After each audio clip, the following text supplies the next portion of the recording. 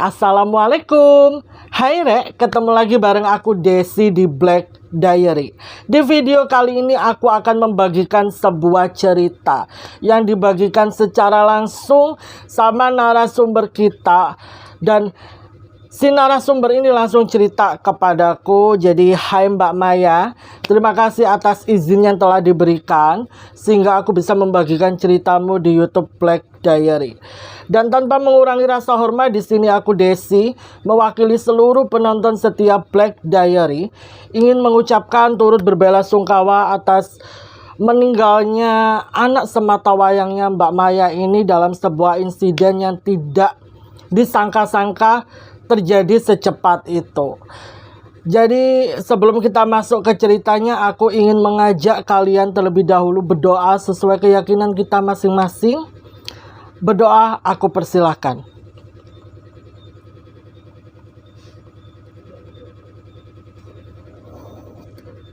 Pasti kalian pernah mendengar sebuah kalimat yang mengatakan apabila seorang anak kehilangan kedua orang tuanya itu disebut yatim piatu.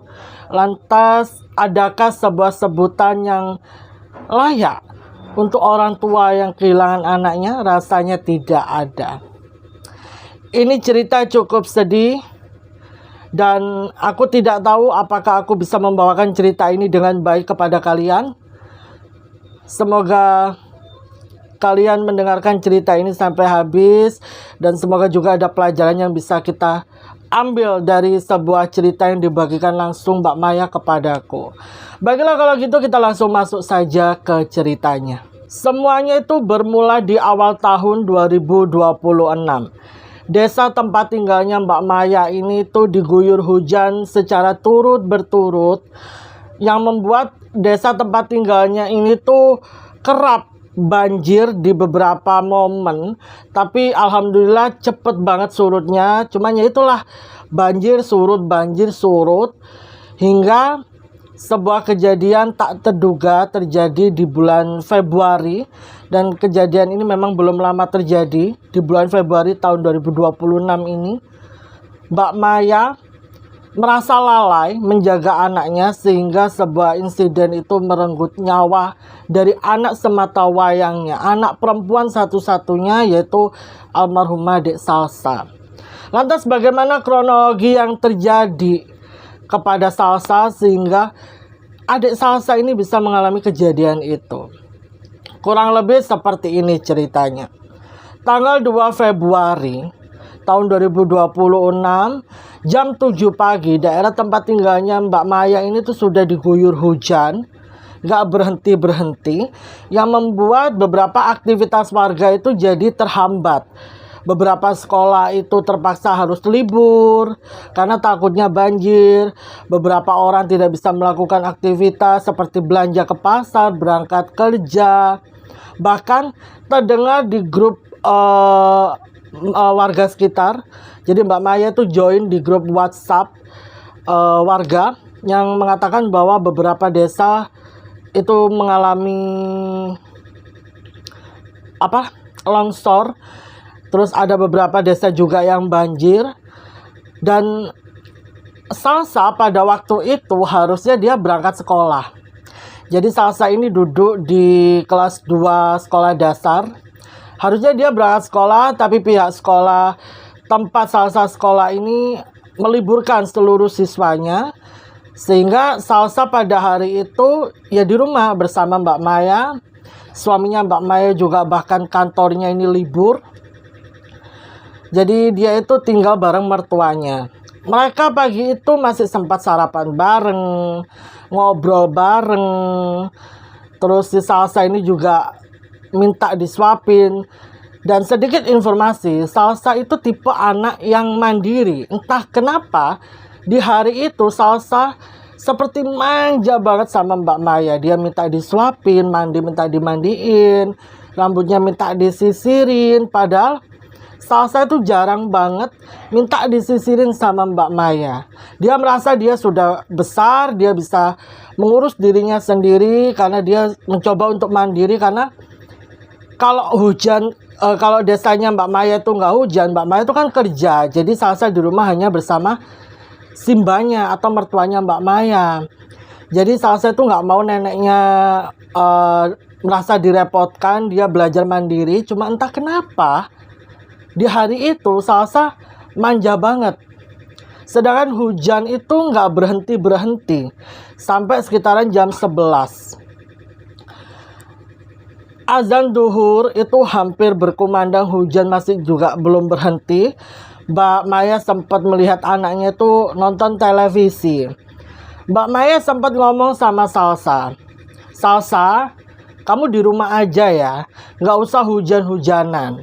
Sebab apa? Sebab Mbak Maya itu sempat melihat keluar rumah, ada beberapa anak tuh yang main hujan di luar. Takutnya Salsa ini diam-diam tertarik ikut hujan-hujanan bareng temen main rumahnya gitu loh. Dan Mbak Maya tuh merasa khawatir sebab hujannya tuh lumayan lebat. Petir itu menyambar di mana-mana. Dan Salsa itu hanya mengangguk tapi tidak mengiyakan. Ya pikirnya Mbak Maya, oh ya udahlah, dia udah ngangguk berarti dia ngerti. TV itu terus nyala, Mbak Maya masukkan ke dalam kamar, dia masih ngedenger TV itu nyala. Sampai sekitaran hampir jam 12 siang, Mbak Maya tuh keluar kamar. Dia tuh niatnya tuh mau masak buat makan siang, sekalian ngecek Salsa, apa Salsa ini ketiduran di sofa, kok tumben gak masuk kamar gitu loh, kok gak ada suaranya. Ternyata Salsa tuh gak ada di sofa, tapi TV-nya masih nyala. Mbak Maya cari dong, ya kan, di seluruh penjuru rumah, Salsanya gak ada. Pas Mbak Maya ke depan, dia ngelihat pagar rumahnya tuh kebuka. Otomatis ini Salsa pasti keluar, ya kan? Dia teriak-teriak panggil suaminya, panggil ibu mertuanya, tanya mungkin siapa tahu mereka tahu di mana Salsa atau Salsa lagi sama mereka. Ternyata enggak. Mereka enggak tahu di mana Salsa dan mereka juga enggak lagi sama Salsa. Artinya Salsa itu keluar. Tapi di jalanan itu enggak ada anak-anak sama sekali. Termasuk nggak ada Salsa. Mbak Maya di situ khawatir, ya kan? Dia nggak pakai lama ya, tanpa dia pakai alas kaki, dia cuma ngambil payung. Dia keluar rumah sambil teriak-teriak manggil namanya Salsa. Bahkan dia ngetokin tuh satu persatu rumah yang anak-anaknya tadi terlihat main hujan di luar. Siapa tahu mereka ngelihat Salsa. Si anak-anak itu bilang ya, gak ada yang lihat Salsa dan posisinya mereka itu baru kelar mandi, mau istirahat siang. Orang tua mereka juga menyatakan bahwa anak-anak ini gak main hujan sama Salsa. Lantas kemana perginya Salsa? Di situ Mbak Maya sama suaminya sama ibu mertuanya khawatir. Akhirnya Mbak Maya minta tolonglah ke rumahnya RT setempat. Ini kalau Salsa gak main hujan, masa iya Salsa diculik orang gitu loh. Karena sandalnya Salsa juga nggak ada. Kalaupun Salsa diculik orang, masa iya sempat dia pakai sandal? Hingga akhirnya pas kelar laporan di RT setempat, Pak RT minta tolong sama wakilnya dan beberapa warga yang bersedia membantu untuk mencari kira-kira di mana keberadaannya Salsa. Sampai mereka itu mencar. Mereka menyusuri jalan demi jalan, ya kan, yang menghubung antara satu dusun dengan dusun yang lain. Sampai mereka itu pencariannya terhenti di sebuah jembatan kecil yang menghubungkan antara dusun tempat tinggalnya Mbak Maya dengan dusun sebelah. Tapi itu nggak langsung ketemu dusun. Masih harus melewati sawah dulu baru ketemu dusun sebelah. Lah di jembatan kecil itu, warga itu salvo ngelihat ada satu sandal bagian kiri doang yang ngapung di selokan, di selokan air gitu. Dan itu sandal kok kayak ukurannya ya kayak sandalnya anak umur 8 tahun, kayak seumuran si Salsa gitu loh. Akhirnya sandal itu diambil lah sama warga yang lihat, ya kan, dengan harapan ini sandalnya Salsa. Begitu warga ini ngasih tahu ke Mbak Maya untuk bertanya ini benar sandal Salsa apa bukan, Mbak Maya di situ langsung histeris. Mbak Maya bilang, ini sandal anak saya, Pak. Jadi itu adalah sandalnya Salsa. Tapi warga cuma nemuin sebelah doang. Lah sebelahnya kemana? Terus Salsanya mana? Hingga dari penemuan sandal itu, beberapa warga termasuk Pak RT berspekulasi kalau Salsa itu kemungkinan hanyut di selokan itu yang mengarah ke sebuah sungai. Sungainya itu jaraknya lumayan. Akhirnya Pak RT laporlah ke Pak RW. Langsung Pak RT ini pergilah ke polsek setempat untuk membuat laporan atas hilangnya Salsa. Tak lama kemudian polisi itu datang ke tempat kejadian, tempat di mana warga itu menemukan sandalnya Salsa. Hingga dibantulah itu ya kan sama tim yang bajunya orang-orang yang bawa pelampung itu, di mana mereka langsung pergi ke arah sungai. Airnya yang air selokan tuh mengalir sampai ke sungai itu, dicarilah di sana dan tim itu tidak menemukan Salsa sama sekali. Tapi mereka menemukan sebuah baju rumah. Dan baju itu adalah bajunya Salsa. Dan itu cuma atasan doang. Penemuan baju itu membuat Mbak Maya semakin yakin bahwa anaknya telah hanyut ke sungai. Tapi Mbak Maya tetap optimis bahwa anaknya masih bisa diselamatkan. Sehingga di situ Mbak Maya memohon kepada tim apa ya namanya itu? Tim apa ya? Tim SAR. Ya apa namanya? SAR. Tim SAR untuk benar-benar fokus dan nyebar biar si Salsa ini bisa ketemu. Akhirnya tim SAR tadi ditambah tuh, ya kan, ditambah pencarian itu disebar sampai sekitaran jam 5 ya. Jam 5 sore itu Salsa masih belum ditemukan. Pencarian terus dilakukan sampai hujan yang tadi deras itu udah stop. Udah nggak hujan lagi, Salsa juga masih belum ditemukan. Hingga pencarian di hari pertama itu berhenti di jam 9 malam, di mana mereka masih belum menemukan titik terang. Pencarian akan dilanjutkan di keesokan harinya, di hari kedua, tanggal 3 Februari tahun 2026. Pencarian kembali itu dilakukan. Warga sekitar tuh geger atas hilangnya Salsa. Karena jarang banget, bahkan nggak pernah ya. Udah ada sekitaran 18 tahun, nggak pernah tersiar kabar anak hanyut ke sungai. Memang pernah dulu itu ada anak umur 10 tahun hilang. Dan ternyata jenazahnya ditemukan di sungai. Jadi dia tuh hanyut sampai ke sungai tersebut. Dan kini terjadi kepada Salsa. Akhirnya pencarian kembali dilakukan. Mereka masih belum menemukan di mana keberadaan Salsa. Semua spot titik yang dianjurkan untuk mencari atau kira-kira di situ Salsa bisa ditemukan juga hasilnya nihil. Pas pencarian mau dihentikan, itu sekitaran jam setengah 9 malam. Salah satu tim SAR, regu tim SAR yang ikut mencari tersebut menemukan sandal sebelahnya lagi. Sandalnya Salsa yang sebelah kanan. Tapi belum menemukan tubuhnya Salsa. Mbak Maya di situ benar-benar hancur banget. Dia merasa dia gagal gitu loh. Dia gagal menjadi orang tua yang bisa menjaga anaknya dengan baik. Berkali-kali Mbak Maya itu menyalahkan dirinya sendiri. Dia sempat stres, dia sempat frustasi. Bahkan dia tuh udah nggak punya nafsu makan. Dia cuma nangis, cuma ingat Salsa, pengen Salsa pulang. Hingga pencarian dilanjutkan di hari keempat. Di hari ketiga, tanggal 4 Februari tahun 2026. Mbak Maya di situ ingat kalau salah satu tetangganya, bahkan satu-satunya tetangganya, itu rumahnya ada CCTV. Lah, CCTV-nya itu menyorot ke arah aliran sungai, aliran got, apa ya namanya ya? Ya itulah pokoknya yang airnya nanti mengarah ke sungai. Got lah, itu selokan ya kan. Lah, si Mbak Maya langsung mendatangi rumah tetangganya itu untuk meminta tolong agar CCTV-nya dibuka. Siapa tahu CCTV itu memberikan memberikan titik terang atas hilangnya Salsa.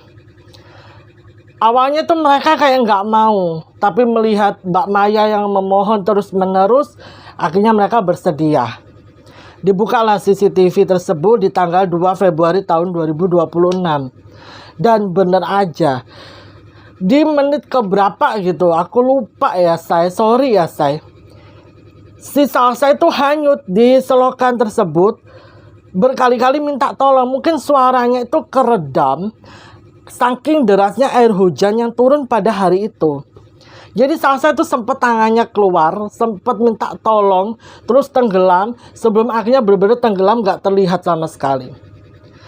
Lah, pas di hari ketiga ini, Mbak Maya yakin banget kalau memang anaknya itu hanyut, dan kemungkinan besarnya anaknya tidak bisa diselamatkan. Tapi Mbak Maya berharap Mbak Maya masih bisa menemukan di mana jenazah atau tubuhnya Salsa, biar dia tuh bisa mengantar anaknya untuk ke peristirahatan terakhirnya. Di situ Mbak Maya meminta suaminya untuk turut langsung ikut mencari anak mereka sematawayang. Yaudah, suaminya ikut mencari, dan alhamdulillah di hari ketiga ini sekitaran pukul 4 sore jenazahnya Salsa ditemukan dengan kondisi yang cukup mengenaskan. Ada banyak luka di tubuhnya, mungkin tubuhnya ke gasruk sana, ke gasruk sini, ya kan. Mbak Maya di lain sisi bersyukur tubuh anaknya bisa ditemukan, meskipun Mbak Maya harus menerima kenyataan bahwa anaknya sudah tidak bernafas. Innalillahi wa inna ilaihi raji'un. Aku sedih banget ya Allah. Ya udah, akhirnya tubuh Salsa dibawa ke rumah sakit untuk diotopsi, diperiksa lebih lanjut. Setelah itu diberikan kepada Mbak Maya untuk dimakamkan. Dan proses pemakamannya Salsa ini tuh cukup cukup menyedihkan dan membuat beberapa pihak itu merasa kehilangan Salsa. Salah satunya adalah wali kelasnya Salsa yang memang memiliki kedekatan dengan Salsa seperti seorang ibu sama anak. Karena wali kelasnya itu merasa bahwa Salsa ini adalah anak yang pintar, dia anak yang pengertian dan suka berbagi sama temennya. Sehingga Salsa itu memiliki tempat khusus di hati teman-temannya maupun wali kelasnya. Pas mereka takziah ke rumahnya Mbak Maya, mereka bercerita satu persatu pengalaman mereka saat bersama Salsa di semasa hidupnya Salsa, dan itu membuat Mbak Maya semakin sedih. Di lain sisi Mbak Maya harus ikhlas, tapi di lain sisi juga dia masih bertanya-tanya, kira-kira kronologi anaknya bisa hanyut itu gimana? Kayak ada yang janggal. Tapi Mbak Maya sulit untuk menceritakan, untuk menjelaskan ke orang sekitar itu sulit. Karena apa? Karena satu, dia tidak ada bukti. Dua, dia tidak mungkin marah di saat anaknya baru saja dimakamkan. Kayak momennya kurang pas. Hingga akhirnya Mbak Maya tahan semua itu sampai tak terasa sudah 7 hari. Adik Salsa meninggalkan kedua orang tuanya untuk selama-lamanya. Di malam tahlilan 7 harinya adik Salsa ini, Mbak Maya itu kedatangan teman lamanya. Sebut saja namanya Mbak Susi. Mbak Susi baru bisa hadir takziah karena Mbak Susi baru dapat libur kerja. Apalagi Mbak Susi ini tuh kerjanya di luar kota yang jaraknya jauh dari desa mereka. Tapi sebagai seorang sahabat, tentunya Mbak Susi ini meluangkan waktu untuk takziah ke rumahnya Mbak Maya yang kehilangan anak sematawayangnya. Di situ Mbak Maya nggak ada henti-hentinya meluapkan semuanya di hadapan Mbak Susi, sampai membuat Mbak Susi ini memutuskan untuk menginap di rumahnya Mbak Maya guna ya siapa tahu bisa menenangkan Mbak Maya, membuat Mbak Maya sejenak melupakan apa yang terjadi, meskipun itu rasanya tidak mungkin, karena tidak mungkin seorang ibu bisa lupa begitu saja akan kehilangan anaknya. Hingga malam harinya Mbak Maya itu cerita bahwa di malam kelima meninggalnya adik Salsa, Mbak Maya itu sempat bermimpi. Di mimpinya itu dia didatengin sama Jin Horin yang menyerupai adik Salsa, di mana dia bercerita bahwa adik Salsa ini meninggal karena dijahatin sama temannya lah. Dari pernyataan itu membuat Mbak Maya ini makin liar asumsinya. Dia makin bertanya-tanya tentang kronologi meninggalnya anaknya. Sedangkan pihak kepolisian ini hanya memberikan pernyataan bahwa anaknya ini meninggal karena hanyut, terbawa air sampai menuju sungai. Tidak ada indikasi dicelakai orang, luka-luka yang di badannya ini karena memang tubuhnya saat hanyut ke sungai itu kegasruk sana kegasruk sini. Jadi tidak ada sesuatu hal yang perlu diproses secara hukum gitu loh. Tapi kenapa di mimpinya itu adik Salsa memberikan pernyataan demikian? Semuanya dia ceritakan tuh ke Mbak Susi. Sampai Mbak Susi bilang begini, itu biasanya nih ya, kayak ngasih clue ke kita tentang kejadian yang asli, yang dimana tidak semua orang itu tahu. Dan kemungkinan temannya dimaksud sama adik Salsa ini juga takut gitu loh. Entah mereka udah cerita ke orang tuanya atau belum, atau orang tuanya berusaha menutupi. Lah yang jadi pertanyaan, temannya ini siapa? Hingga di situ Mbak Maya tuh tanya gini ke Mbak Susi. Sus, aku tuh pernah dengar tentang Jailangkung. Jailangkung itu katanya bisa ya manggil arwah orang yang sudah meninggal dunia. Mbak Susi di situ jawab gini, ya emang aku juga pernah dengar Mai, tapi emang iya beneran bisa manggil orang yang udah meninggal. Itu bukannya hanya tahayul aja ya? Ya entahlah, tapi kalau dicoba boleh aja. Lah mendengar hal itu Mbak Susi itu sempat tanya ke Mbak Maya, emang untuk apa sih Mai kamu tanya begituan? Di situ Mbak Maya tanpa ragu bilang begini sama Mbak Susi, aku pingin manggil arwah anakku. Aku pingin anakku cerita secara langsung sama aku tentang kronologi meninggalnya. Biar gak jadi bumerang gitu loh di pikirannya sendiri gara-gara sempat mimpiin didatengin sama anaknya. Lah kalau cerita secara langsung itu kan enak. Hingga Mbak Susi di situ ragu. Mbak Susi itu justru ragu dengan pernyataannya Mbak Maya. Mbak Susi sempat tanya gini sama Mbak Maya, iya kalau itu anakmu, kalau yang datang bukan anakmu gimana? Kalau cuma membo-membo anakmu gimana? Tapi di situ Mbak Maya yakin dan kekeh banget, kalaupun dia main jalangkung, itu yang datang pasti anaknya. Karena dia percaya bahwa orang yang belum meninggal 40 hari, ya, itu arwahnya masih ada di sekitar kita. Sehingga di situ Mbak Maya tiba-tibaan ngajak Mbak Susi main jailangkung. Tapi jailangkungnya itu nggak pakai jailangkung yang biasanya dari gayung air yang bentuknya tempurung kelapa dikasih kayu, itu nggak, melainkan pakai boneka kesayangan dari adik Salsa. Jadi Salsa itu punya boneka kesayangan, yaitu bentuknya kelinci, warnanya itu putih abu-abu, telinganya panjang. Itu lucu, nggak ada serem-seremnya. Kenapa Mbak Maya pakai boneka kelinci? Itu dengan harapan biar dia nggak takut-takut banget pas main jailangkung. Di situ Mbak Susi awalnya ragu, tapi melihat temennya ini kok kayak antusias banget. Ya udahlah, ini beneran nih main jailangkung. Iya bener Mai. Gimana Mai? Gimana Mai? Gimana Sus? Gitu. Aduh gimana ya Mai? Terus kalau main di mana? Lah mainnya itu juga kapan? Masa sekarang kan nggak baik. Anakmu aja baru ditahlilin malam 7 harinya. Di situ Mbak Maya bilang begini, 2 hari lagi itu wetonnya Salsa. Kalian tahu weton kan? Weton itu penanggalan sesuai kalender Jawa. Jadi kita kalau lahir ya, misalnya kayak Senin, kita lahir hari Senin. Nah di bawahnya itu kan ada Pon, Kliwon, Wage, ya kan, Paing. Itu namanya weton gitu loh. Senin apa? Senin Pon, Senin apa? Senin Paing. Itu namanya weton. Terus Mai, gimana maksudnya? Ya udah kita main aja di malam wetonnya Salsa. Siapa tahu itu lebih manjur. Wah di situ Mbak Susi bener-bener ragu awalnya, kayak Aduh Mai, kamu serius Mai? Tapi di situ Mbak Maya benar-benar serius, dia nekat, udah pokoknya dia harus tahu dulu nih kronologi meninggal anaknya tuh gimana. Ya udahlah, sebagai sahabat yang dari orok nih ya, dari kecil udah sahabatan, Mbak Susi mengiyakan. Sampai Mbak Susi itu izin libur di tempat kerjanya demi menuruti permintaannya Mbak Maya. Singkat cerita, tibalah di hari tersebut.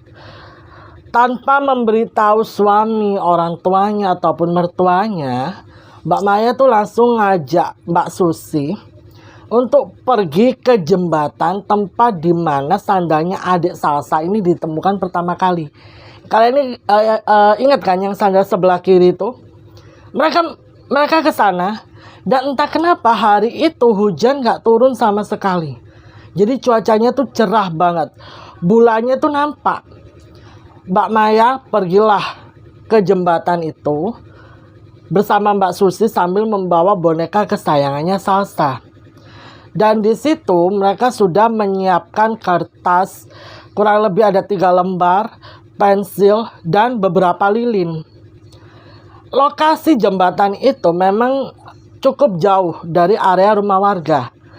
Mbak Susi takut sebenarnya, tapi Mbak Maya nekat. Mbak Maya bilang sama Mbak Susi, udah percaya sama aku, gak akan ada apa-apa, semuanya akan berjalan lancar. Oke, mereka pun memulai acara main jailangkung di tempat tersebut.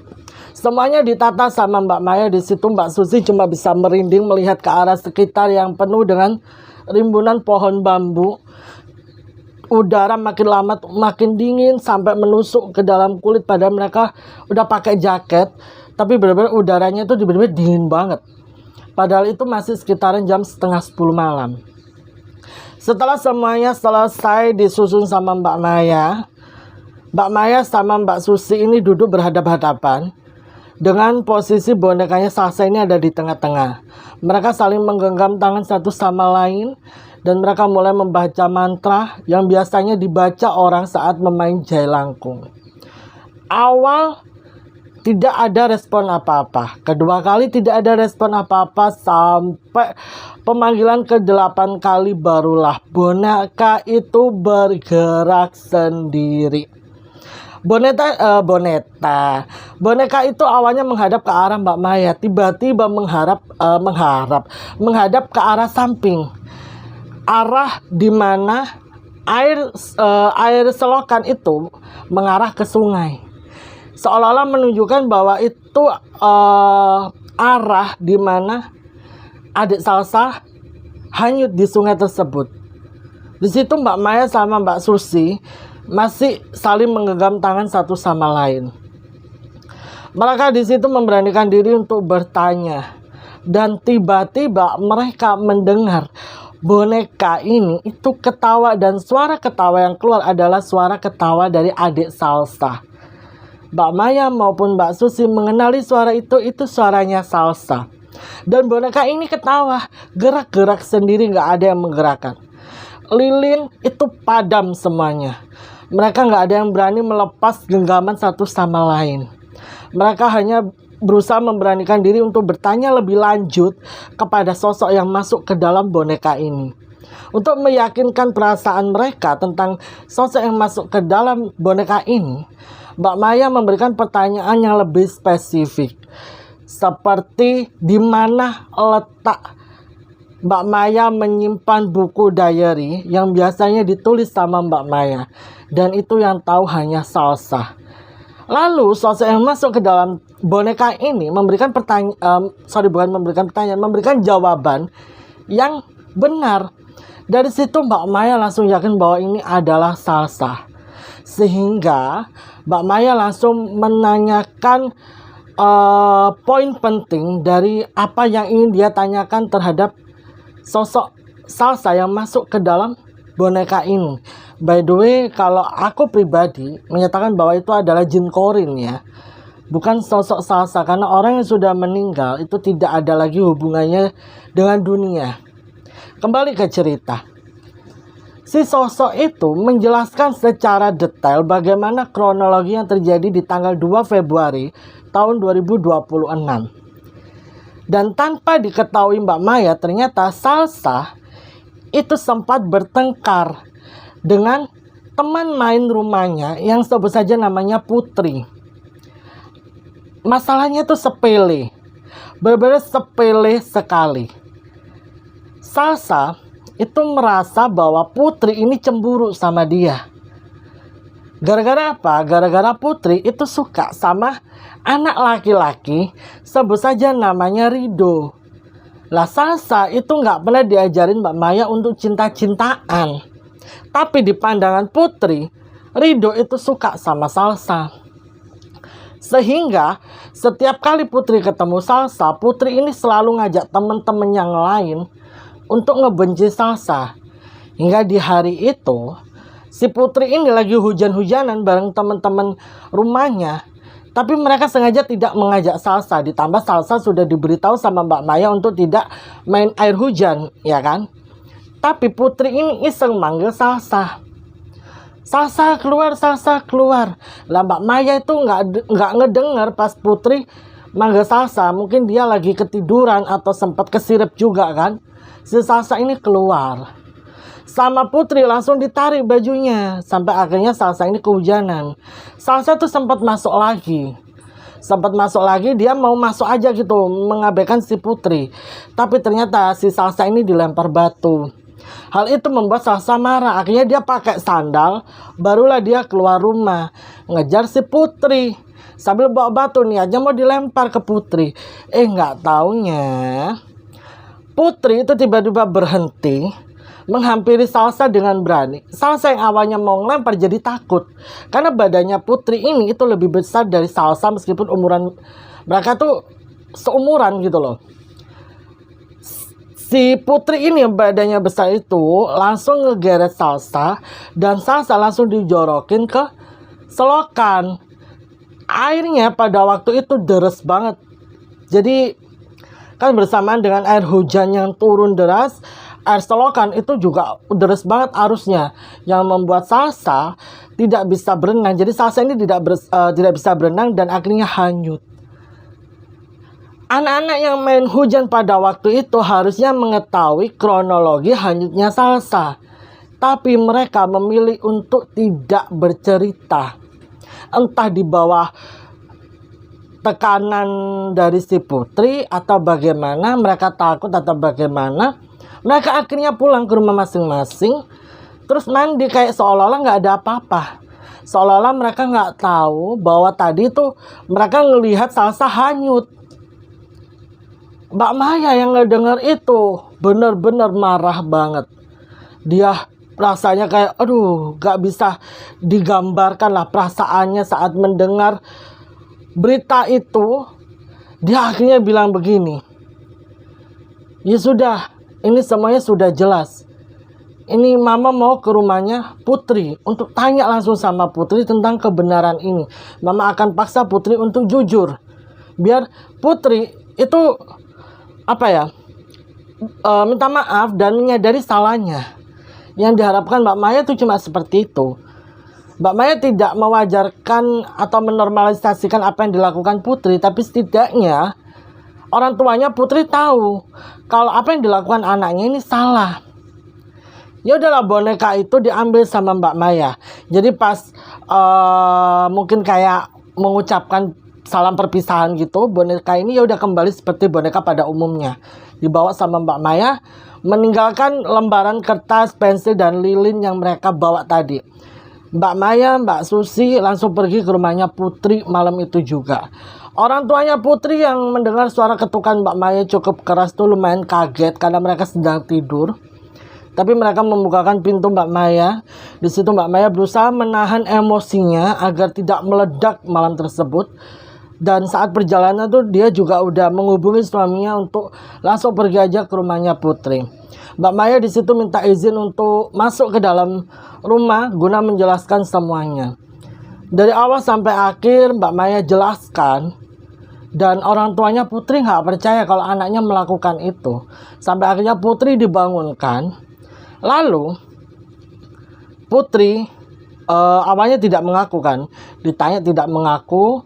Hingga pelan-pelan anak ini mengaku bahwa sebenarnya dia dan keempat teman lainnya itu melihat kejadian saat Salsa hanyut ke bawah air sampai ke sungai. Hal itu membuat Mbak Maya lemes. Suaminya Mbak Maya itu sebenarnya mau marah dan orang tuanya Putri hanya bisa minta maaf. Tapi semuanya sudah terjadi. Mbak Maya di situ cukup lega bahwa kronologinya sudah jelas dan Putri juga sudah minta maaf. Bahkan tiba-tiba nih ya, di keesokan harinya keluarganya Putri ini pindah rumah. Kan mereka itu di dusun tersebut ngontrak. Jadi mereka udah meninggalkan rumah kontrakannya udah sepi, udah kayak nggak ada orang sama sekali. Entah mereka pindah kemana. Mbak Maya di situ rasanya marah banget, tapi dia nggak tahu harus berbuat apa karena lawannya anak seumuran anaknya gitu loh. Bingung.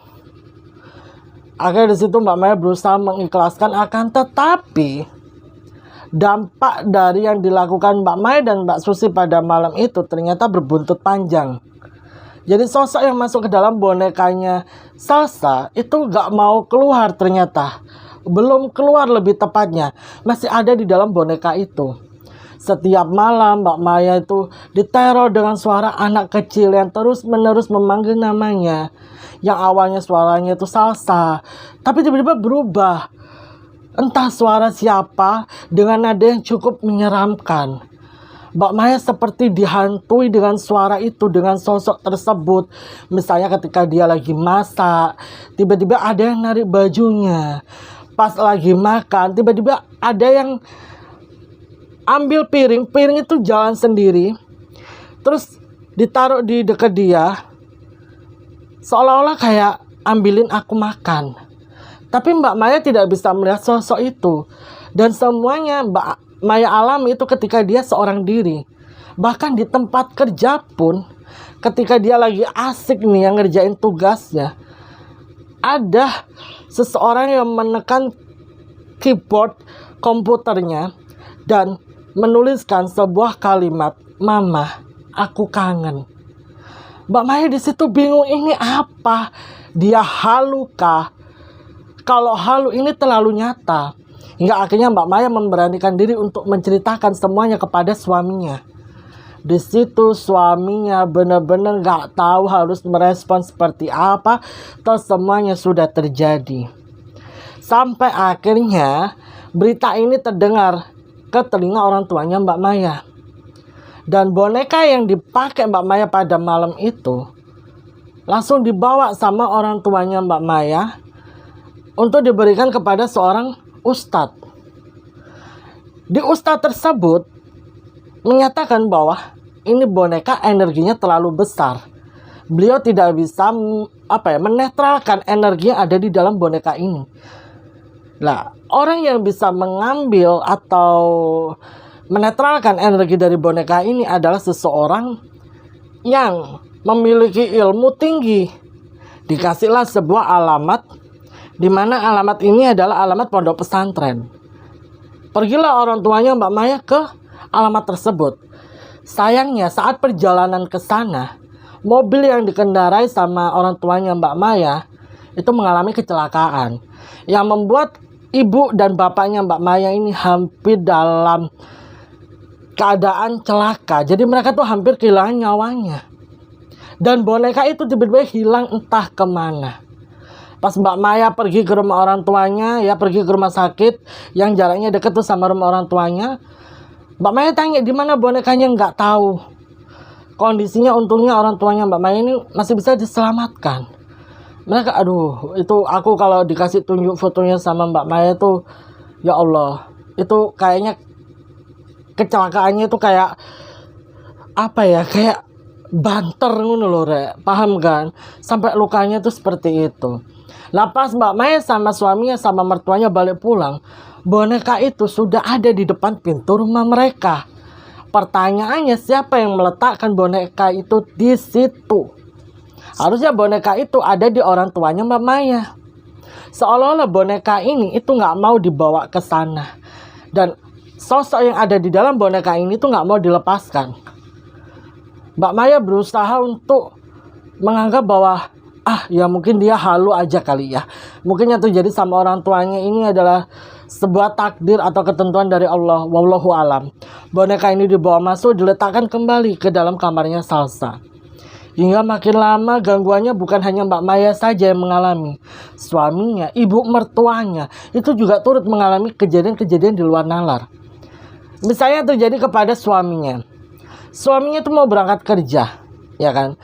Dan Mbak Maya tuh kenal banget sama suaminya. Sebelum suaminya berangkat kerja, suaminya ini selalu ngecek kendaraannya, make sure kendaraannya ini dalam keadaan oke, baru dia berangkat kerja. Dah, setelah dicek nih ya, oke ya, suaminya pamit kepada Mbak Maya untuk berangkat kerja. Mbak Maya juga mau berangkat kerja. Tiba-tiba di pertigaan keluar dusun tempat mereka tinggal, suaminya ini itu mengalami oleng. Jadi bannya itu tiba-tiba silir. Tahu kan ban silir kalian? Nah itu oleng dan dihantam sama pickup dari arah belakang. Nah itu membuat kakinya suaminya Mbak Maya ini mengalami patah tulang. Untungnya tidak parah kondisinya. Tapi ya suaminya terpaksa harus libur beberapa hari untuk pemulihan. Mbak Maya di situ bertanya-tanya, kok bisa sih Pak gitu. Pernyataan dari suaminya Mbak Maya bilang bahwa tadi suaminya Mbak Maya itu dibuat kaget gara-gara pas melihat ke arah spion. Di belakang dia tuh ada seorang anak perempuan rambutnya panjang, tapi itu bukan Salsa. Nggak tahu anak perempuan siapa. Lah tiba-tiba anak perempuan itu berhenti di depan dia, yang membuat dia itu hilang keseimbangan. Lah saat dia hilang keseimbangan, dia tuh merasa kok ada yang aneh dengan ban belakangnya. Jadi ban belakangnya tuh selir gitu loh. Kayak seolah-olah ban ini tuh nggak pas, bukan bannya gitu loh. Bukan, paham kan kalian? Lah itu akhirnya suaminya Mbak Maya ini ngerem dadak, dihantamlah sama pickup dari belakang. Lah anak perempuan itu ya siapa? Kan itu yang jadi pertanyaan. Sedangkan ibu mertuanya Mbak Maya itu kejadiannya beda lagi. Dimana beliau itu tengah malam terbangun pengen buang air kecil. Setelah buang air kecil, beliau mau keluar, itu tiba-tiba pintunya nggak bisa dibuka. Pas beliau mencoba untuk membuka pintu sambil teriak-teriak, entah kenapa suaranya ini nggak keluar. Lah, tak berselang lama kayak ada seseorang di belakang beliau. Seseorang ini tuh langsung memegang kepala beliau, langsung dihantamlah di pintu kamar mandi. Dan itu berkali-kali. Yang membuat akhirnya ibu mertuanya Mbak Maya tuh mengalami luka. Lumayan di bagian kepala sebelah kanan. Akhirnya di situ ibunya Mbak Maya jatuh ke lantai, teriak-teriak, barulah di situ suaranya keluar. Mbak Maya dan suaminya langsung menghampiri, melihat kondisi ibu mertuanya sudah seperti itu.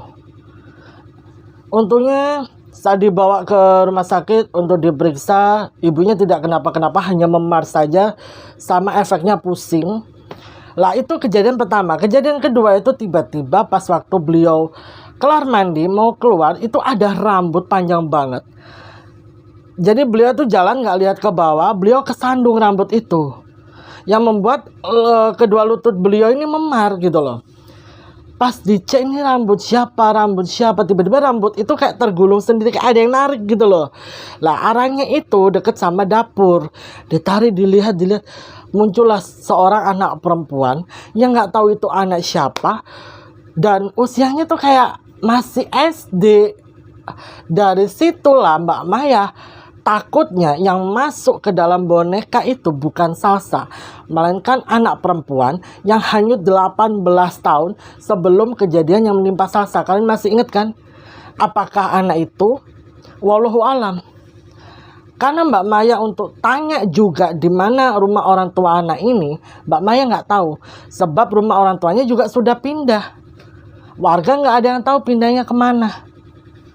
Sehingga akhirnya Mbak Maya meminta pertolongan kepada tetangga-tangganya, barangkali ada informasi orang yang bisa membantu dia. Sampai Mbak Maya ini dikenalin sama seorang bapak-bapak namanya Pak Samsul.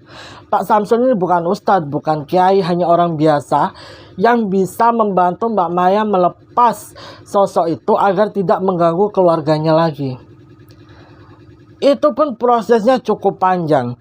Bahkan sampai beberapa kursi makan di rumahnya Mbak Maya itu bagian kaki-kakinya tuh patah. gara-gara kejadian di mana sosok itu mau dikeluarkan dari boneka tersebut.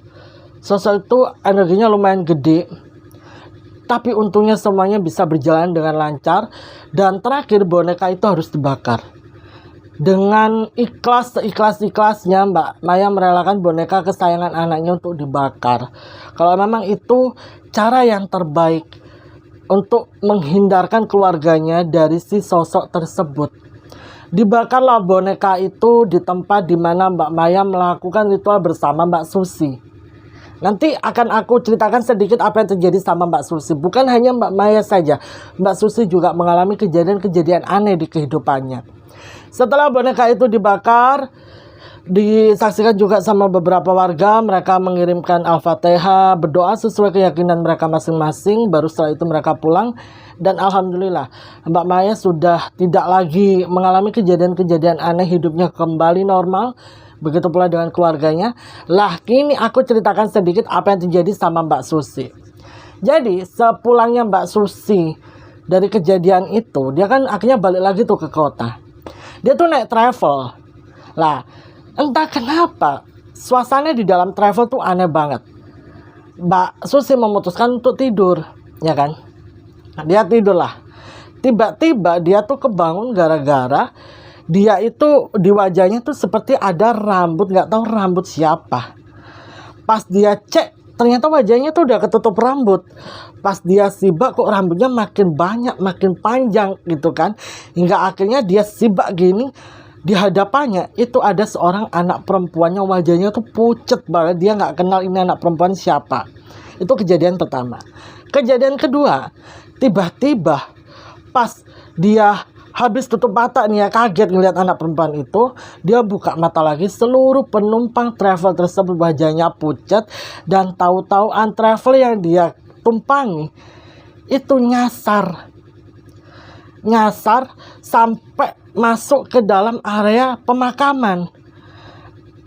Karena jalanannya kecil ya, travel itu sempat kayak kebanting sana kebanting sini lah. Kepalanya Mbak Susi itu ketatap ini nih mobil gitu loh, sampai dia tuh akhirnya pingsan. Bangun-bangun di travel itu dia hanya seorang diri, dan yang lain entah pergi kemana. Tapi dia itu benar-benar ada di mobil travel cuma seorang diri, dan itu di area pemakaman. Mbak Susi akhirnya lari. Terus Mbak Susi bertemu dengan banyak orang. Lah, banyak orang ini itu justru mengira Mbak Susi habis mati suri. Jadi mereka itu memang mengalami kejadian tersebut, tapi mereka memutuskan untuk keluar. Pas bangunin Mbak Susi, ternyata Mbak Susi itu sudah meninggal dunia. Makanya si orang-orang itu pergi ke pinggiran jalan. Mbak Susi seorang diri di dalam mobil. Kenapa? Karena nunggu ambulan datang untuk mengambil jenazahnya. Mbak Susi di situ bingung lah, saya masih hidup Pak, beneran saya masih hidup. Akhirnya dicek memang dia masih hidup. Tapi orang-orang yang tadi satu mobil travel sama dia itu bilang kalau dia tuh sudah tidak bernafas. Makanya ditinggalin di situ sampai nanti tim medis datang mengevakuasi jenazahnya. Ya Allah, bener-bener Mbak Susi bingung banget. Kok dia kayak gini ya? Karena ini kali pertama dia mengalami kejadian di luar nalar yang bahkan dia sendiri bingung menjelaskannya gimana. Itu kejadian pertama. Kejadian kedua, begitu dia sampai di tempat tinggalnya yang ada di kota, itu tiba-tiba tempatnya itu udah berantakan. Terus di dindingnya tuh banyak cakaran. Hingga ada satu tulisan yang menulis begini, jangan kembali ke sana. Udah gitu doang, jangan kembali ke sana. Nggak tahu maksudnya apa. Kayak Mbak Susi ini seolah-olah nggak boleh balik lagi ke dusun. Entah. Nah itu. Yang ketiga, Mbak Susi ini kan kerja terus dapat shift siang, pulangnya malam. Pas dia jalan pulang ke tempat tinggalnya, Mbak Susi tuh merasa diikutin sama seorang anak perempuan yang jalannya tuh aneh. Jadi dia tuh jalan bukan hanya pakai kaki tapi juga pakai tangan. Dan itu jalannya cepet banget. Dia coba kaca pakai handphonenya gini ya, sambil jalan cepet. Itu anak makin kenceng sambil kecikik gitu. Di situ Mbak Susi entah dia kesandung apa, pokoknya dia pingsan. Dia bangun-bangun itu sudah di puskesmas. Dan itu sudah dikerumunin warga, sudah pagi. Akhirnya Mbak Susi cerita sama Mbak Maya. Di situ Mbak Susi langsung datang ke salah satu masjid yang dekat sama tempat kerjanya. Dia ceritakan semuanya, dia diruqyah akhirnya. Alhamdulillah setelah proses ruqyah itu sampai sekarang Mbak Susi tidak lagi diganggu sama si sosok anak kecil ini. Dan dari dari kejadian tersebut Mbak Maya ini diberitahu bahwa jangan pernah melakukan hal ini lagi, karena yang datang itu belum tentu anakmu. Contohnya ya jin-jin seperti ini yang justru memanfaatkan momen tersebut untuk mengganggu dan mencelakakan orang-orang yang ada di sekitarmu. Tapi berita yang disampaikan itu benar. Makanya Mbak Maya tuh bingung. Dari situlah Mbak Maya membagikan cerita ini sama aku untuk bertanya nih kepada kalian, biar Mbak Maya tuh dapat jawabannya. Sebenarnya kalau kita main jalangkung, itu yang masuk ke jalangkungnya beneran orang yang kita inginkan untuk hadir atau justru sosok lain. Tapi kalaupun sosok lain kok bisa menjelaskan kronologinya secara detail? Kalau menurut aku sih bukan ya. Tapi kalau menurut kalian gimana? Coba kalian tulis jawaban kalian di kolom komentar. Apakah main jalangkung itu berbahaya? Atau mungkin di sini ada yang pernah main jalangkung? Boleh ceritakan saja pengalaman kalian di kolom komentar. Siapa tahu nanti dibaca sama Mbak Maya. Ya, akhirnya setelah kejadian itu Mbak Maya berusaha berdamai dengan dirinya, berusaha ikhlas melepas anak sematawayangnya pergi meninggalkan dia untuk selama-lamanya. Kejadian ini terlalu cepat buat Mbak Maya sehingga kadang Mbak Maya tuh masih suka menangis. Hal itu wajar ya, karena tidak ada obat yang bisa mengobati perasaan seorang orang tua atau seorang ibu, seorang ayah yang kehilangan anaknya. Apalagi anak sematawayang yang usianya masih sangat kecil ya. Dia harusnya memiliki masa depan, dia harusnya bisa menggapai cita-citanya, tapi ternyata Allah berkehendak lain. Dan sedih banget. Pokoknya buat Mbak Maya, tetap semangat ya. Aku tidak bisa bilang sabar karena sabar orang itu beda-beda. Aku juga belum tentu bisa sekuat kamu dalam menjalani hidup setelah apa yang terjadi kepada anakmu. Tapi aku minta untuk kamu jangan berlarut-larut. Ikhlas tuh memang sulit. Tapi semoga makanmu tetap lahap, tidurmu tetap nyenyak, dan kamu tetap fokus dengan dirimu, fokus dengan sekitarmu. Kamu harus tetap terus tersenyum. Pokoknya kamu harus tetap terus melanjutkan hidupmu. Meskipun aku tahu bahwa kehidupanmu telah runtuh setelah perginya anakmu, tapi itu bukan akhir dari segalanya. Kalau kamu terus-menerus larut dalam kesedihan, anakmu di sana juga pasti sedih. Dan insya Allah anakmu sudah bahagia di sana, anakmu sudah bermain-main di sana, anakmu sudah makan enak di sana, dan insya Allah anakmu sudah berada di tempat yang bagus, tempat yang cantik. Pokoknya untuk kamu tetap semangat dan jangan putus doakan almarhumah Salsah ya. Ya, pokoknya doa-doa yang terbaik lah Mbak untuk kamu. Sekali lagi Mbak, terima kasih banyak ya atas izin yang telah diberikan sehingga aku bisa membawakan cerita ini di YouTube Black Diary. Dan dari sini kita bisa sama-sama belajar untuk lebih meningkatkan lagi kewaspadaan dalam menjaga anak. Satu. Kedua, kita harus pandai, kita harus bisa membuat anak itu mau bercerita sama kita tentang tentang apa yang terjadi sama dia. Kita harus bisa meluangkan waktu untuk anak. Mau sesibuk apapun, kita harus bisa meluangkan waktu untuk bercengkrama sama anak. agar kita tahu bahwa oh ternyata anak kita tuh melewati masa-masa ini loh seharian. Anak kita tuh sedang begini, anak kita sedang begitu, sehingga kita bisa memberikan solusi yang baik. Kita bisa menjadi garda yang terdepan untuk anak kita agar hal-hal seperti ini itu tidak terjadi, dan semoga kita juga bisa menjadi orang tua yang dapat mendidik anaknya dengan baik agar anak itu bisa tumbuh sesuai dengan usianya, tumbuh dengan akhlak yang baik, tumbuh menjadi anak yang baik, ya kan? Itu memang tidak mudah, dan semua orang tua memiliki cara dan metodenya masing-masing. Tapi yang jelas tidak ada orang tua yang tidak ingin memberikan anaknya yang terbaik. Pasti semua orang tua ingin memberikan anaknya yang terbaik. Ini salah satu kisah yang bagus banget. Semoga kalian saat mendengarkan cerita ini bisa mengambil sisi positifnya, dan aku tidak bisa berkomentar lebih lanjut. Kalian saja yang berkomentar di kolom komentar. Pokoknya terima kasih banyak Mbak Maya, dan terima kasih banyak untuk kalian semua yang sudah selalu support aku. Tapi tetap jangan lupa subscribe, jangan lupa like, jangan lupa share sebanyak-banyaknya biar yang lain juga ikutan nonton video aku. Karena insya Allah mulai minggu depan akan tayang 3 video dalam 1 minggu. Doain semoga kondisiku selalu fit agar aku tetap bisa terus menemani kalian, menghibur kalian, tetap terus menyajikan cerita-cerita yang bisa memberikan pelajaran positif untuk kita semua.